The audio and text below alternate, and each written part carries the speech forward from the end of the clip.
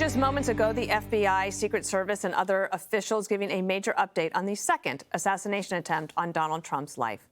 Watch this here. The subject, who did not have line of sight to the former president, fled the scene. He did not fire or get off any shots at our agent. What we did yesterday proves that the system can work, because the suspect didn't even get close to getting a round off, and we apprehended him and brought him to justice. It comes as we get chilling new details on the would-be assassin, including what he was doing right before getting caught. New records show that 58-year-old Ryan Ruth was lying in wait, spending nearly 12 hours hiding in a sniper's nest near Trump's golf course before being confronted. A Secret Service agent opening fire after spotting a rifle poking through a chain-link fence while the former president was golfing, causing the suspect to flee in a car until cops caught up with him. Driver! Walk straight back!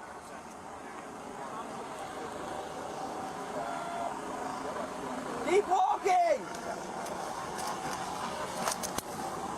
Keep that long.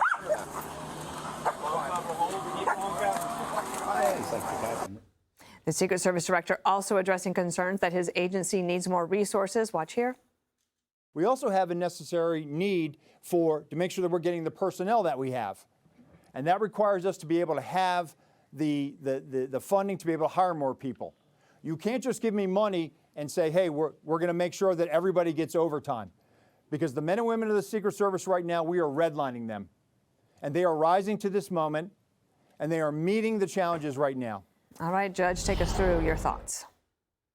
Well, this is the second assassination attempt in 2 months, and you're only lucky so many times.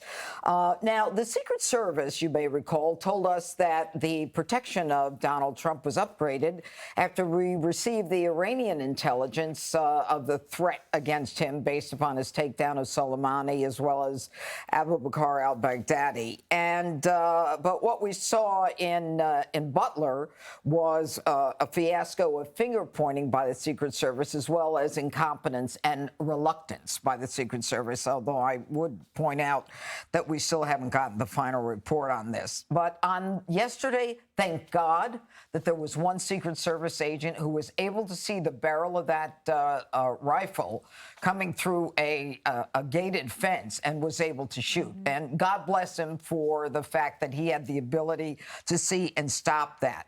But I also want to be clear that I don't know that the attempted assassin, would have been caught but for a civilian who took a photo of the car and got the plate number. So the first question I have is there really communication, or is there communication at all, between the local police and the Secret Service?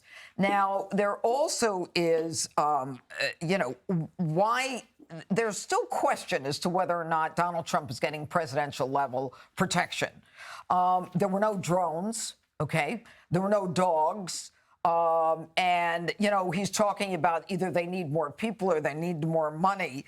And the Secret Service said yesterday that Secret Service is, quote, limited to areas that the Secret Service deems possible. So why doesn't the group that is so into reimagining the police and reimagining everything, deeming that it's possible for someone to be able to see through that hole where people all the time, including the press, take photos of President Trump playing on the golf course? Everybody knows that that's an area that is capable. It's a major thoroughfare. And at the same time, don't tell me that you don't have the ability to secure outside of that fence. And they say that they can't close that particular spot. I'm not so sure that they couldn't have done that. Now, Biden says Secret Service needs more help. Congress should give him more help. I have an idea. Biden could simply assign more help. He can redirect funds. We had $7.5 billion toward electric vehicle chargers. I think 8 of them are working. We have billions of dollars every year that are going towards illegal. We don't even know how many are coming, but we got the money for them. And so don't tell me you can't redirect funds. And finally, what is the mission of the Secret Service? The mission of the Secret Service is supposed to be the protection of the president, his family, and dignitaries. I can tell you as a local DA for 32 years that the Secret Service is always competing on economic crimes with local DAs, with local attorney generals. Why is the Secret Service involved in 2009? They created an electronic crime task force in Rome, Italy, no less, where it was a public-private partnership to go after high-tech computer-based crime. Why are they doing everything that local DAs and attorney generals are doing, as well as every other three-letter agency is doing? And finally, get out of our business. Don't tell me you don't have the money and you don't have the time. Hire merit, based upon merit and not DEI. And the final thing I'm going to say is if you don't have the right people, go to the military. You've got military men who would jump at the chance of this, have the clearance that's needed to do this, then have the mental and physical ability to do it. Yep. And Harold, I think that Secret Service, they started 1865 under Treasury Department. So financial crimes were a part of their remit at the time. But at this point, you have two things happening. One, the golfing expedition was off the record, not on the schedule. But apparently, Ruth was in the tree for 12 hours. Yeah, I've heard the same thing. First, I hope everyone had a good weekend, as good as you could have, and glad to be back around. I agree with some things the judges said, and I disagree with some things. I agree wholeheartedly, based on what the sheriff said, and the sheriff of the county said that President Trump phoned him and thanked him and all of the law enforcement for their efforts. And I understand that President Trump, at least according to the reports, has told the Secret Service, "Thank you for your efforts." I won't tread over things that the judges already said, but there are a couple questions that I still have, and I hope we'll get from. I thought the press conference was constructive. They told us what they knew and what they don't know. Hopefully they'll come back and tell us when they do know these things. And one of 2, 3, 4, 5 things I want to know is, when did the guy get to Palm Beach? How long had he been there? Was he ever at Bedminster, or for that matter, any other place that President Trump has been over the last 6 to 12 months? And I think if we get answers to these questions, we will get the answer to, I think, the question that is reverberating in my mind when we learned that the president was safe, and that I did learn in the press conference no shots were fired. The guy did not have a line of sight. Mm-hmm. But the real question is, was he working with an adversary, a foreign adversary? And we don't know the answer to that yet. People say that the guy is perhaps low level and not sophisticated enough. But normally those are the very people who sometimes may be either knowingly or unknowingly working with people they shouldn't be working with. Finally, this notion of resources, where I differ a little bit with Judge, and you certainly have a strong theory around this as well.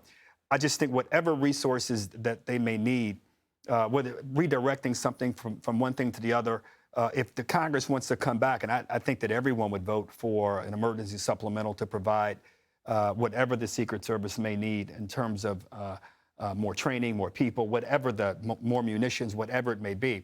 And one of the things we may know is if indeed if it's an off-the-record thing, which we learned this was, we know the president likes to go there. So maybe they should just sweep these things anyway. And if they need more resources for this kind of thing, that's what we should not only perhaps give them, that's what we should absolutely give them to make sure we don't have this problem again. But I congratulate the Secret Service again from saving us again from one of the great tragedies the nation would have ever suffered.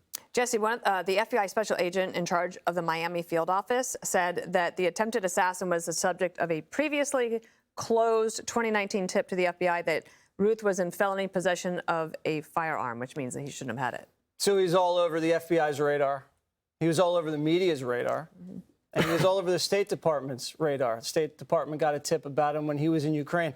Dana, what's a poor roofer from North Carolina doing flying to Ukraine? How's he flying to Ukraine, flying to Hawaii, flying to Palm Beach, flying to Washington, D.C.? Who the hell is this guy? Yep. You know, you see he's wearing like an expensive pea coat with some preppy tie, and he's got a Ralph Lauren shirt on.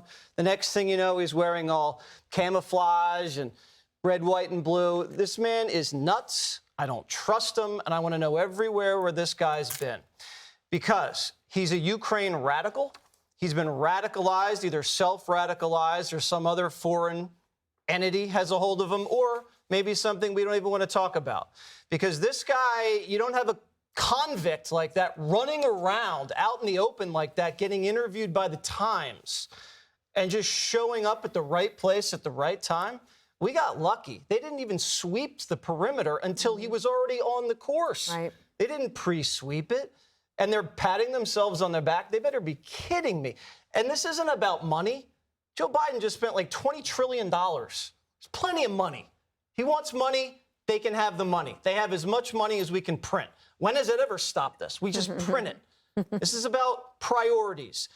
The Biden and Harris administration has not been able to protect their rival. Either they're reckless or they don't care that much.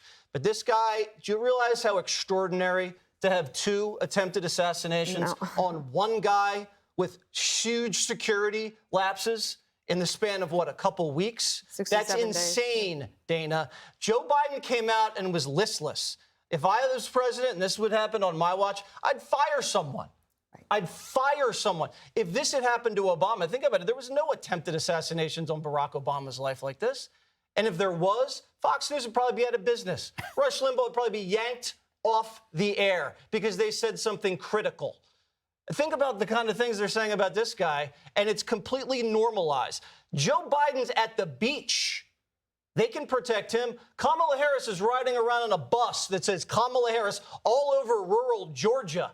No one's ever tried anything. They're perfectly fine with protecting those people, but they can't protect one man. And the answer, why can't they protect that guy? And that's the question.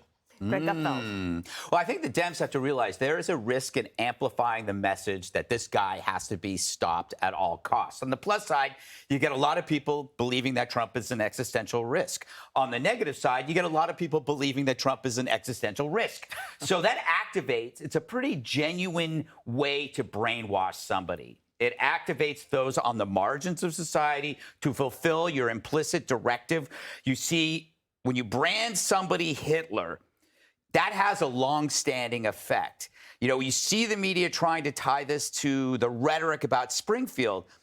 Well, A, this guy isn't from Haiti, and B, that is not how brainwashing works. Brainwashing is created through a sustained repetition of messages for a long period of time. It wouldn't happen in a few days after some kind of outburst.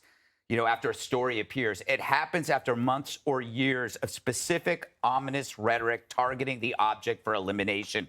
In this case, you could say it's cause and effect. It's been 4 or 5 years of this. It's interesting to me, it's the same people who push the concept of hate speech in its most absurd form, you know, using the wrong pronoun as hate speech, employ it in its purest shape for years. And then you got to wonder, why are pundits blaming Trump's rhetoric for this assassination attempt? I can only think it's to improve Democrats polling with abusive husbands, because it's no different. It's not Trump's rhetoric. It's how the media twists the rhetoric into a different meaning. Bloodbath. He's talking about the auto industry, their profits.